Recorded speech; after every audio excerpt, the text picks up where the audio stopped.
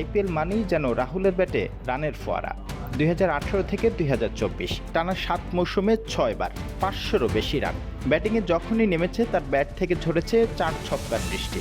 তাই তো নিলামে তাকে 14 কোটি রুপিতে দলে ভিড়িয়েছে দিল্লি ক্যাপিটালস। সেই থেকেই ধারণা করা হচ্ছিল তার কাঁধেই অধিনায়কত্ব তুলে দিতে যাচ্ছেন ফ্র্যাঞ্চাইজি টিম।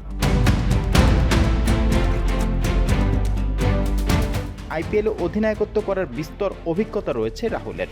2020-21 সালে পাঞ্জাব কিংসের অধিনায়ক ছিলেন অভিজ্ঞ এই ব্যাটার। এরপর 2022 থেকে 2024 সাল পর্যন্ত দিয়েছেন লখনৌ সুপার জায়ান্টের নেতৃত্ব।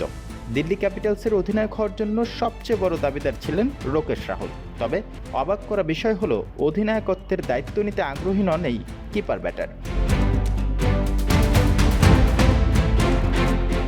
এবারের আইপিএলের মেগা নিলাম থেকে রাহুলকে 14 কোটি রুপিতে দলে ভিড়িয়েছিল দিল্লি ক্যাপিটালস। তবে এবার দিল্লি ক্যাপিটালসের অধিনায়ক হওয়ার প্রস্তাব ফিরিয়ে দিয়েছেন রাহুল।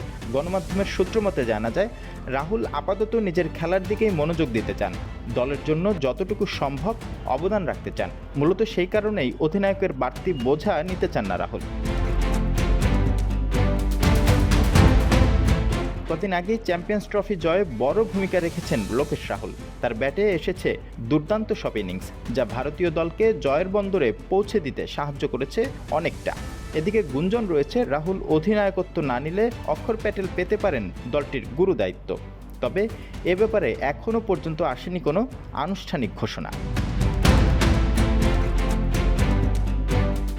অক্ষর প্যাটেল, যিনি বল হাতে যেমন ভয়ঙ্কর, ব্যাট হাতেও তেমন কার্যকরী। দিল্লি ক্যাপিটালসের জন্য তিনি হতে পারেন এক নতুন যুগের সূচনা। দিল্লি ক্যাপিটালসের এই গুরুদায়িত্বটি কার কাঁধে পড়তে যাচ্ছে সেটাই এখন দেখার পালা। অন্যদিকে নতুন দলের নতুন চ্যালেঞ্জ।